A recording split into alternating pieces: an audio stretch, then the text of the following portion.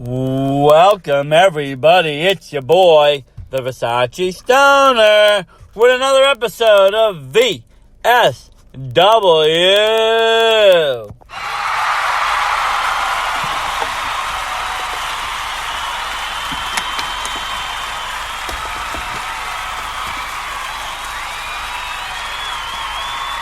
Thank you, everybody.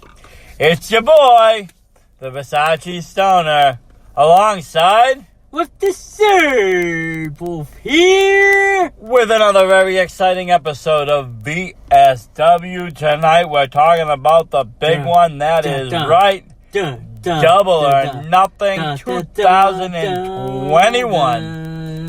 My God, this is such a great event. We've decided to break it up into two parts. This will be episode 1 of this 2-part series on this. And I'll explain what we're going to go through for these 2 episodes, Versace. Yeah. Part 1 will be the buy-in and the first 6 or 7 matches on the card. And part 2 won't just be the last 3 matches, including the Stadium Stampede historic matchup and the triple threat or 3-way match, whatever AEW calls it, for the AEW World Heavyweight Championship. We're also going to go over the Versace man loves to do his unboxing, so we're going to go over the Jazz Wiz AEW Fan Fest figure announcements on part 2, so you want to keep your eyes out on social media, folks. Oh my, you do. And I tell you right now, I watched those tweets, minute by minute from Jeremy, one of the designers over there at Jazz Wiz and Ringside. And I have to say this, my wallet is hurting just looking at it. The Wolf's going to have to hell for money, Versace. Oh, we might have to, but I'm going to tell you, I want each and every one of these that they've announced. It's going to be pure fire, and I'm very excited for that. I'm very excited for this episode. This is, my favorite pay-per-view of the year, every year. For me, it outdoes WrestleMania now. It outdoes SummerSlam. I always look forward to Double or Nothing. It wasn't originally supposed to be the big pay-per-view of the year, Versace. It's always supposed to be All Out always seems to underperform. Double or Nothing always seems to be overperformed. Listen, All Out seems to always disappoint. But, I mean, yes, it was a curse the first year. You had Moxley with the staph infection going on and everything else. And, second year happened and there was some other incident. But, for me, it's not even about, what happens. It's about the feel. And, for me, Double or Nothing has always been, what AEW has been about for me. That, that all in or all out, I was in love with wrestling again, Versace, right when the first Dawn happened. Every match, top or bottom, was so good. It was, but I love that Las Vegas feel. And, everybody on the that setup roster was amazing for what they had at Daly's place. Oh, they did. They added a retractable roof. Let me just tell you here. Okay, AEW is that mentality, all in or all out, double or nothing. And that is what these, wrestlers did to start this business. They went all in, and Tony Khan went all in. And they all believed in the same dream to make this happen. If you watched their very first pay-per-view, All In, it wasn't under an AEW brand, but it was, the same people putting this show together, and they did a tremendous job doing it, and it was the birth of AEW, and Dawn is always will be their premiere show, and I'm really looking forward to this show coming on this year, and it did not disappoint at all. Okay, Versace, are you ready for match by match? I sure am. We'll start with the buy-in. Former first ever AEW Women's Champion Rio against NWA Women's Champion Serena Deeb for the NWA Women's Championship on the buy-in. What a matchup. You got Rio. She's a great competitor at AEW. Former champion. It was a great technical encounter, Versace. It was. She's a very technical wrestler. I don't think the American fans really could stand behind her. when she was champion because of that technical reason. I think the art of, technical wrestling is kind of lost where people don't really find that entertaining. If you're not doing the big moves and the big spots, it's hard to get the fans to follow. But, Rio does an amazing job each and every time she performs in the ring. I believe that, Kenny Omega scouted her personally in Japan. Oh, absolutely he did. Kenny is one of the best, so he took one of the best of the best. And that's what, you got out of Rio. She was a very good champion. Like I said, my only issue was I just don't think the American fan base could get behind her. They were behind Serena Deeb the whole time in the pre-show. Yeah, see, that's what I'm saying. They still can't get behind her, but she is very talented. And she took it from Thunder Rosa. She did. And this was a great matchup to open the show up. Absolutely. And Serena Deeb did come up with the victory. Well, she right now is the women's champion. Absolutely. Are you ready to move on? Sure, and like I said, the buy-in, I just love the names they use. They use these, terminology for better than just pre-show. Pre-show, no, it makes sense. The buy-in, it gives you a purpose. It goes with the pay-per-view of Double or Nothing. Yes, it wasn't in Las Vegas, but next year I'm sure it will be back there. The pandemic had everything mismatched, but this, was great. Absolutely. So the next match was the opening match of the Double or Nothing pay-per-view, and the crowd was ready for the first full capacity show with Heyman Adam Page versus the Machine Brian Cage. My God. I am a huge Brian Cage fan. The guy is just a machine. He is muscle built upon muscle, and those muscles have muscles. I love his raw, rugged style, but you got the very charismatic now Hangman Page. Let's go back to the first Dawn. He wasn't so charismatic. People didn't fall in love with him. And people weren't too thrilled when he won the Casino Battle Royal then to face Jericho at all. Not at all. They did not want to see that happen, and a lot of people, were like, who is this guy? Fast forward to now, 2021, and he's one of the most favorite AEW wrestlers on the show. Between his cowboy style, his beer swigging, he's a man's man. He's wrestled with the best of the best that AEW has in the tag division there. He's done great strides, and this was a great opening match for him. And I think it was great to have him in front of live fans. Both of them, the holy shit moment in the match when both of these men did a double clothesline to make each other over the top rope, and then you thought momentum was going in Cage's direction when he powerbombed Heyman into the outside steel steps into the Dawn entrance. It certainly was a holy shit moment, and I was, in my edge of my seat, this whole match. I was rooting, though, for Brian Cage, I won't lie. My fiance is a huge Brian Cage fan. She loves him. So, she got me kind of to watch him, and I went back and watched his other indie stuff, and, I have to say, he's a tremendous wrestler, and I really became a fan now. But he gave it all he got against Heyman, but Heyman really carried. But the big turning point is what caused the outcome of this match at the end, was when Team Taz, Ricky Starks, even though he's injured, came in the ring, Versace, and alongside with his other Team Taz colleague, tried to give the FTW belt to Brian Cage right when he was about to do his finishing powerbomb. But he got in the way, Versace. He really did. He didn't want to do it the right way, seeming the face turn that was hinted for after Revolution when he had tension with all of Team Taz. And Heyman reverses with a clothesline and gets the victory, and the crowd goes nuts, and Cage told Team Taz basically off. I wasn't too happy with the way it went for Cage. I think, I would have liked to seen him win. He came up shy, and congratulations to Hangman Page.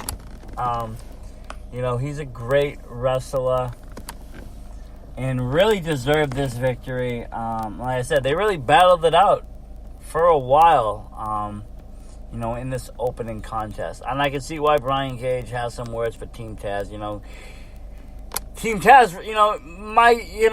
Taz is a good talker, but, where's he really bringing Brian Cage? Is Brian Cage getting to the next level? Is he getting title shots? Has he got gold around his belt? No, he's just got that, He did win the Casino Battle ladder match as the Joker entrant last year. Yeah, but where did that lead him? He got an FTW belt or whatever that is. That means absolutely nothing. Supposedly on their new show, Rampage, that will be defended. Supposedly Versace. Really, you never know, though. You never know what can happen in the world of Taz, But it'll be very interesting. Like I said, I'm a huge fan of Brian Cage. Hopefully he can turn things around in his career right now in AEW and, go after some more gold. Absolutely, Versace. Are you ready to move on? I sure am, to say Wolf. So you have the Young Bucks versus Jon Moxley and Eddie Kingston for the AEW World Tag Team Championships. But it started right during the Young Bucks' typical super kick, party, confetti celebration. Before the bell rang, Moxley and Kingston heels were pulled, and they attacked the Young Bucks right before the match bell even rang. Oh, Moxley had the fury in his eye, and Kingston was there to follow. These two are like best buddies, Woody and Buzz. You could just say that, they mean the world to each other. You could see the passion when Eddie had saved his life during that, explosion. Absolutely, even though it's a very focal point that people brought up during Revolution when he went to save his best friend. He has no regrets doing it, no matter how bad it looked on paper. He don't care what, whether it was, a million nuclear bombs going off or whether it was a firecracker. He was there to sacrifice himself for his friend, and you could see that in his eyes, and that's what makes the passion of these two together and the chemistry between these two together as a tag team works so great. But there is no chemistry better on the tag team scene than the Young Bucks. They are all fucking elite, baby. They're unbeatable. They're unstoppable. What changed the momentum? One of the best. They were going to be easily walk away with new champs, it looked like, with Kingston and Moxley. But they send a sacrificial guy that had a neck face brace on him, similar to Cody Rhodes in his WWE with the undashing gimmick when he got his rose broke by Rey Mysterio. But they sent him. Moxley attacked him, and then the Young Bucks capitalized, getting Kingston out of the ring and started to use some of their signature moves on him. They even mocked Moxley's with the Shield pose when he was in the Shield in the WWE pin. Oh, they were doing all sorts of mocks. The Young Bucks are, they're the best in the top of the game. I know a lot of people think they're overrated. And I can see where they're coming from, and they are getting a little older. They're not where they were maybe 5 years ago in Ring of Honor or New Japan, wherever they were, But let me tell you something about the Young Bucks. There's not a team out there right now more dedicated to the tag team division, more dedicated than to pleasing the fans and take this shit more to fucking heart than the Young Bucks do.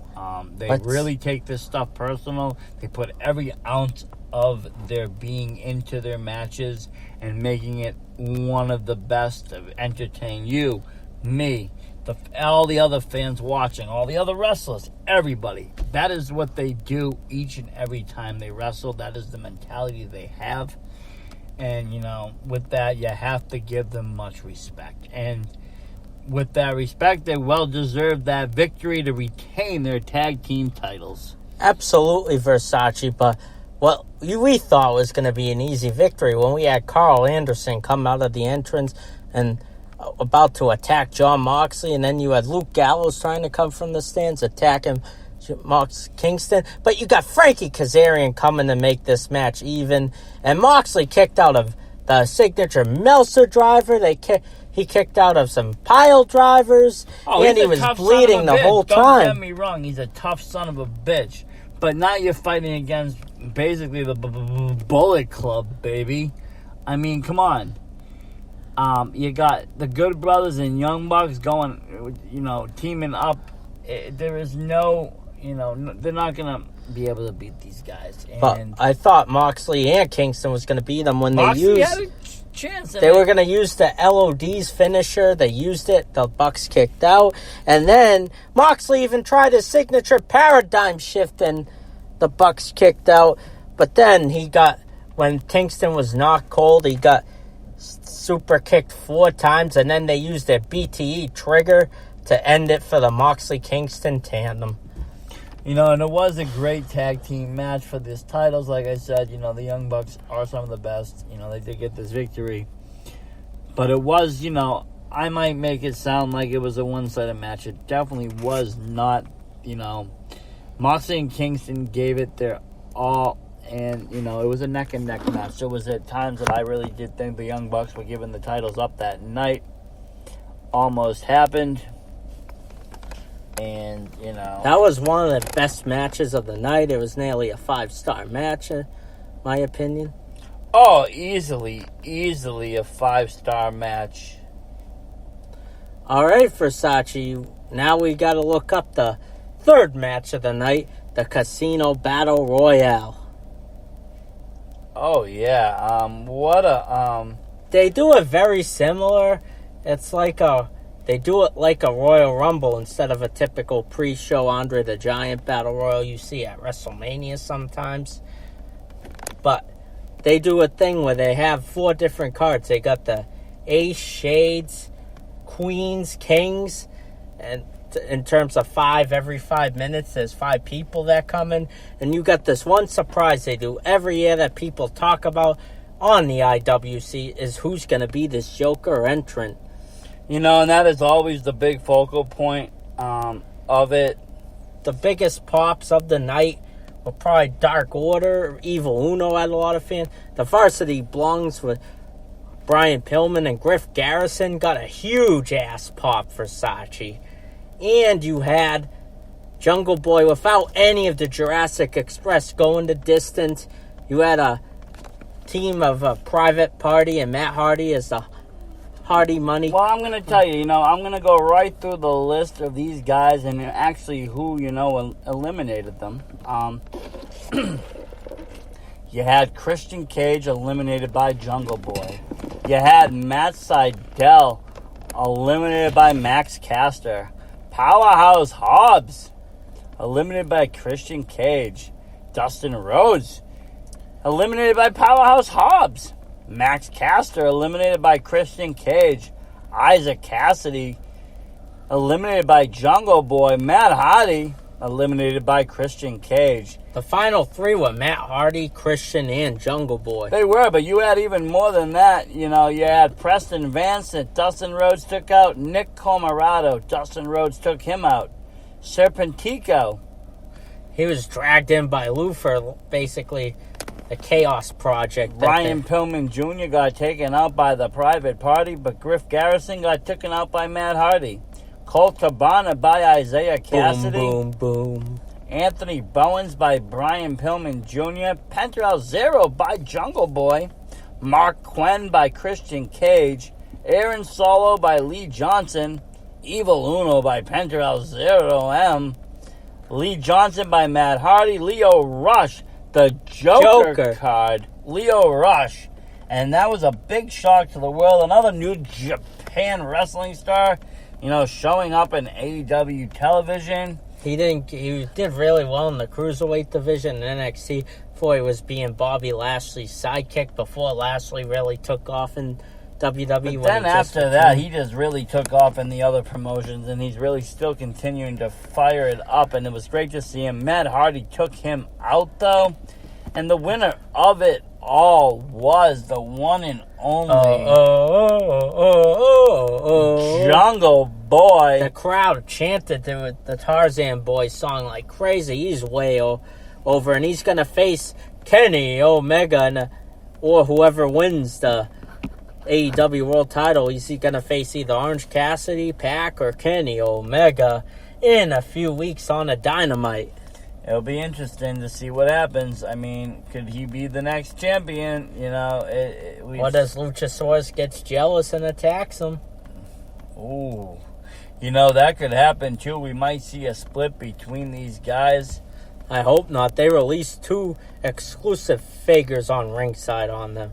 They look pretty cool with the jungle trees covering. Oh, yeah, they really do. I'm going to have to pre-order mine this week. I didn't get in on the first wave, but hopefully the second. I might want to do both the variant and the regular one. One is Jungle Boy holding Luchasaurus. That's the variant. And then Luchasaurus holding Jungle Boy is the regular version. Besides that, I've been told there's no difference. But might as well get both. That's why we're on it. AEW is hot. I love their figures. You can watch all my unboxings of Series 1A. Series 4. Series 4 is also up as well. I love to do the unboxings, explain the figures, show them off. They've been hard to find in stores, but we've been getting lucky. If I wasn't so busy with our Boston Sports playoffs, Versace, I'd do some on my own. But helping you out and doing Boston Sports, really tiring the howls of this old wolf. Oh, I know. And that's why I just want to give a shout out to one of my good friends out there, my friend Brian. He helps me a lot of the time with the figure hunting. He will help me with the AEW guys. He helped me, from time to time, early on in the podcast before you came on, he was part of this, and, he still is. And time to time, I use him for some of the interviews. Some of the times when you're covering the sports, I use him for the wrestling. He does a great job planning the outlines like a TV script for us, Versace. Oh, he's great behind the scene, man. And I really enjoy him on the podcast. Without him, I couldn't make this happen. Neither could I without you. You're the other half of the voice of the VSW. It's the Sir Wolf here, folks. And, between you and me, the Versace Stoner, we're really taking off. We hit a huge milestone on our YouTube page. I want to thank all of our new subscribers, Thank you very much, folks. Everybody that's hit that sub button and continues to do so, and that share our content, listen to us, watching us, liking us.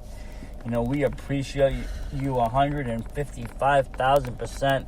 We got a lot of fun coming up on the VSW in the future. Giveaways, figure giveaways, maybe even ticket giveaways. Who knows? The sky is the limit. You and your friend Brian are so lucky you got a target that gets AEW figures. Not in the city where I'm from, Versace. No, I am very lucky that I've been finding AEW figures left and right. And, between me and Brian, both in the same city, we're able to really conquer that target and take it down. But, yeah, we got a lot of stuff on this. And I just want to, take this time to thank everybody that's been part of this VSW podcast. But, yeah, let's keep talking. That was a great battle royal. And, it was Jungle Boy, and he could be winning this title. Maybe, maybe they put the belt on him. Who knows? We've seen matches in, WWE with, like, the 1-2-3 Kid beat Razor Ramon on a Raw. Maybe it wasn't for no title. You got the Hurricane beating the Rock, too, Versace. You got these kind of matches that happen all the time in wrestling, upsets. And, Jungle Boy is over enough that he can hold the world title and go with it. Kenny Omega has plenty of titles. We know that. OC versus Jungle Boy would be good, too. Oh, my. That would be. The Bastard Pac. That would be, too. All of them. I don't know who's going to take it. Well, I know. We're not going to tell you yet. But, just think of it this way. If, I wonder if dinosaurs like orange juice. I just wonder. I just wanted to ask. I just wonder if dinosaurs drank orange juice. We'll find out. It's up to Luchasaurus. He's over 60 million years old, Versace. Might have to get him on the podcast and ask him a few questions. Okay, on to the next matchup. It is the not American Nightmare. For one night only, the American Dream, Cody Rhodes with Arn Anderson in his side versus the British sensation of the factory, QT Marshall's factory, with QT Marshall in ringside. Anthony, go. Now, I'm going to say, if I have to rate all the matches of the night, this was my least favorite match. I'm a Cody fan. I have all his figures, all 2,000 of them. I really respect his gimmick and what he's doing right now in AEW compared to, what he had to endure in WWE with the Stardust. But he did make Intercontinental title relevant for the 2010s Versace. Maybe, but he will always still be Stardust in a lot of fans' eyes, and that's a horrible image. And right now, I think AEW take away the Stardust AEW's stuff. been playing has been his playground. He's been able to do what he wants. Yeah, okay, he lost the match to ever go after the big title, but he's already been in the first TNT champion. And he's been great. He does at it. so much stuff behind the scenes to really help the fans. I want to give a shout out to, because of Memorial Day, and he has his dog Pharaoh. There's a benefit for his T-shirt, for his American T-shirt he did that was going towards Dogs for Homeless Veterans. As you saw, they took time to, instead of hyping the match, really give out to the charity and try to end veterans' homelessness. That was a really great call. It is, and it's not that I didn't like this match because of anybody in particular, because of Cody. I love Cody, and QT Marshall did a great job in this match. This was a great matchup. I just think it felt rushed to me. It felt out of place to me. Feel too, Versace. It also felt out of place. It could have been it could have been lower in the card. It could have been second match in. And we could have seen the tag title match where this was. That's what I think. The only problem with the match on AEW was that. I mean, it just didn't do for me for that mid-level kind of hype that I was needed, and it kind of slowed me down a little in my viewing. It was a quick victory by Cody once Arn Anderson found out QT Marshall certain ways. Exactly, and and the ending was kind of a vector rushed, slam on Cody. Cody kicked out. And he did his crossroads to beat a go-go 1, 2, 3. Cody's a tremendous wrestler. There's no doubt he'll probably see TNT title again. Maybe we're gonna eventually see him with that tag title gold too. And him and his brother are training people in the Rhodes Academy. Yeah, you could have the Gunn family team with one of Billy Gunn's sons. What are they training people with? The Nightmare Academy, Rhodes Academy? What do they got there? There's Rhodes Academy and Nightmare Factory. One's in Texas, the other's in Georgia. And we got to get on that. Yeah, so, you're going to see maybe a lot of nice and young talent coming out of these places, along as what the indie scene has been bringing to, the New England indie scene in particular has been bringing to AEW Dark and Elevation. You've seen Waves and Curls, JD Drake, all these guys, Robo, the Punjabi Lion. I love these guys. I've watched them locally, and now I'm getting to see them on AEW television. I love it.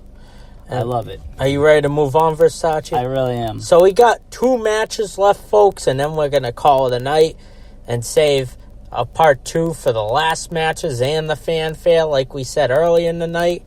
And this is a match which was a decent match, but didn't have a lot of steam. This is a rushed match that they hyped this person as a heel, a face. They didn't know what to do with him.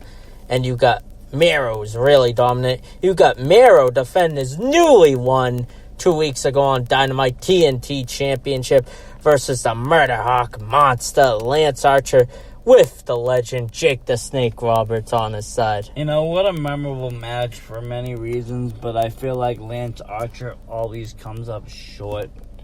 And he was facing Cody for the first ever TNT title in the tournament. And I thought Lance was going to take it. The way they hyped Lance up, the way they had his promos, him destroying people alongside Jake the Snake, just watching him, I really thought he would be that first champion, and it wasn't. It was Cody. I really don't think he's found his steam yet in AEW.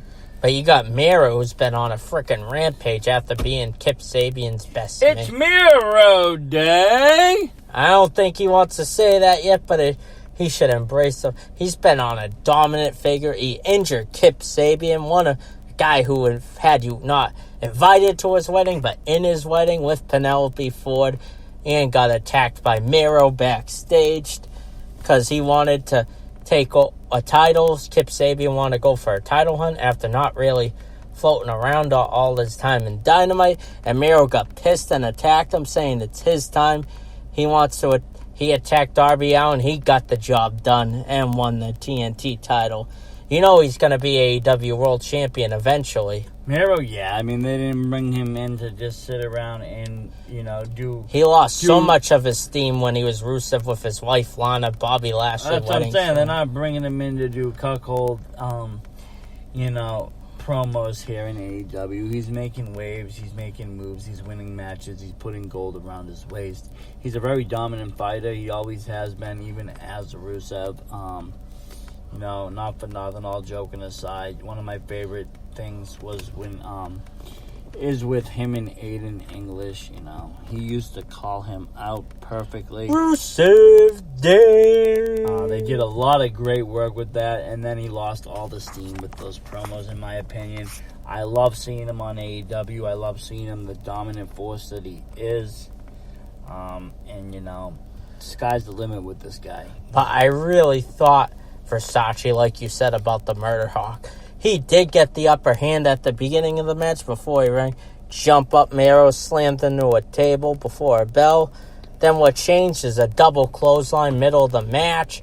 And you had Jake grabbing a bag, which looked like there was... Who knows if there was a snake in it like the old days or not. I don't know, but he threw the snake across the room, and for all purposes aside, he must have killed that snake. No more Jake the Snake. That would be the second snake to be killed. Earthquake killed the first one. Damien, and it looks like Miro killed the second. And he was smiling the whole time, that Miro. Speaking of Murdoch, I saw an interesting post on social media. It just showed his red and green hair on the floor. It means he got a haircut. I wonder what he's going to look like. But he's been doing that for months, Versace, once in a while. I know, but what's it all mean? It's got to mean something. Something has to come of this. Especially if he did. The guy didn't even tap out Versace. He still looks strong. Miro just choked him in what looked like a sleeper hold, not his camel clutch signature. He just passed Archer out, leaving the ref no choice but to have Miro retain the title. Very dominant win by Miro. I love Miro right now. And I love Lance Archer. He hasn't been delivering for me where I thought he would be right now in this point in AEW. He will get there, though, with Jake the Snake, behind him. I think he's a great mouthpiece. But Archer really needs gold around his waist. He needs something around his waist. Some kind of a some big tournament victory, some tournament, something. Because he's way too talented. Way too talented to sit there and take losses, definitely. So, this was the final upper card event, and we're going to cap this night with our main event in the undercard, in our opinion, and the main event of our night one of our VSW podcast. You got the AEW Women's Championship with Hikaru Shida versus DND Dr. Britt Baker with Rebel, not Reba. What a match. We've been waiting for this one for a long time. Get Britt Baker back in front of that, title scene. She's, the big first woman name that they signed to AEW. And they tried to make her a baby face, but it just clearly did didn't not work. It worked about as good as Peter Avalon did as the Librarian. And now he's all pretty. He's all pretty Peter Avalon. But yes, Britt Baker, she's come a long way in the wrestling world. I'm seeing a lot of posts about dreams coming true and showing how she started humbly in this profession and is now, sitting as the AEW Women's World Champion. With the lockjaw the same, but Hikaru Shida took her out in the Dynamite when they were filming in Georgia, couldn't use Florida, right in the beginning of the pandemic. Made Baker bleed, which was very charismatic and noticeable for AEW. That was a memorable moment across AEW, seeing Britt Baker bloody on TV. It's as iconic as seeing a bloody Flair. She's been bloody Hogan. Both these women, this is a worthy main event because Hikaru Shida has carried the AEW's women's division. Had a year-long reign. Put it this way to say, Wolf, in my opinion, I'm going to say it right now, I think Dawn is better than WrestleMania. Oh, yeah, Versace. And if they was going to make it anything into 2 nights, it should be Double or Nothing, perhaps. And if this was 2-night event, this would have been night one's main event. Absolutely Versace, but we're giving it more relevance, having it cap out our podcast of the night. Oh, of course. I mean, it was up there on the card, don't get me wrong. But I mean, if there were so many great shows, I could see Dawn in the future. Not now, not next year, but maybe 5 years from now being two nights where they do have all this roster. They're getting and bigger. They keep growing and growing, getting the indie scene involved. The indie scene. That's what I'm saying. This is an exponential, growth that they do, and they take the best of the best. I just heard something that they have signed one of my favorite tag teams, Bear Country. And whatever it takes to get Smart Mark Sterling. I mean, these are three huge names in indie pro wrestling. We got to see them all at Beyond, so really, it's really cool to see, and congratulations to them for getting signed by AEW. Like I said, that's the thing, dreams do come true. People have been showing early pictures of Britt Baker, when she was humbly, sweeping the floor at a show, and now today she's sitting with gold around her waist. Sometimes that's all it takes. While fixing people's oral teeth. She's a dentist, right, Versace? Of course I know she's Tony a dentist. Schiavone would tell you. She's a real-life dentist. She wrestles as well. Now she holds gold, and, she's one of the best of the best.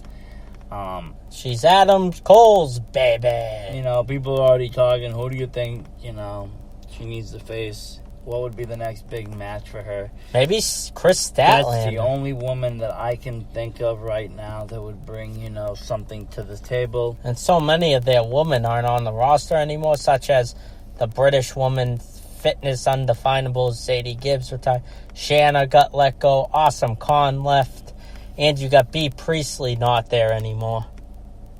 So you got a lot of high-established women. B. Priestley, was that the Asian lady with the mustache? No, that's Sakamamos. She's not on there either. She was good for a while there on there. And you got Ryu Mizunami, too. I mean, you got a bunch of people that aren't there, but I think... Aja Khan. I think for a while, though, like I said, it wasn't that these women couldn't wrestle.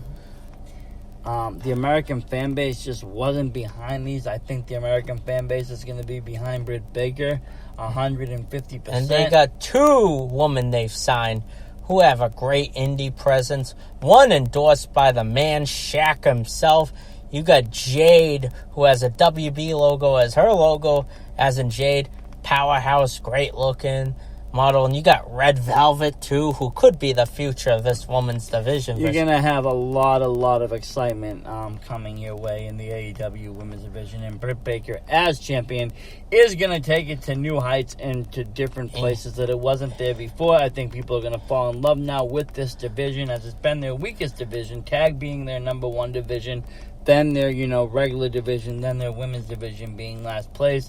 I think the women's division is about to get a boost. And, I'm loving it. Maybe you could turn Nyla Rose face, and maybe Vicky Guerrero as a face manager would be entertained. Excuse me, Versace.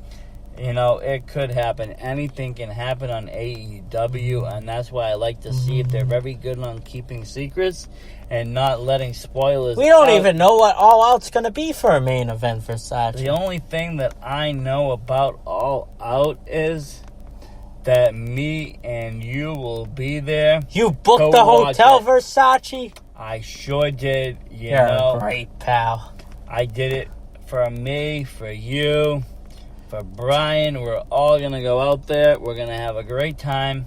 We might get one or two other people with us, too. Oh, I hope so. Maybe we grab Media Podcast to get in. Tony Khan, you listening to us, buddy? Maybe we get Mike and Mike. I mean, there's a few people we can get in on this if they want in on this. And the guy who gets paid on right before we go on the thing. Oh, yes, there's him, too. Everybody. There's a bunch of load of people that can come with us if they want to be there. If not, that is fine, too, because I know we will be there covering all the action of All Out, all the action of AEW, because then once we get back to Boston, we are going to that show as well. Post All Out show, Versace. It's going to be a big week for us.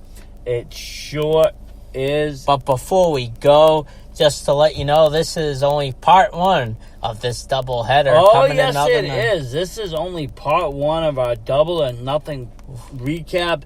There is a part two coming in the next 2 or 3 days coming.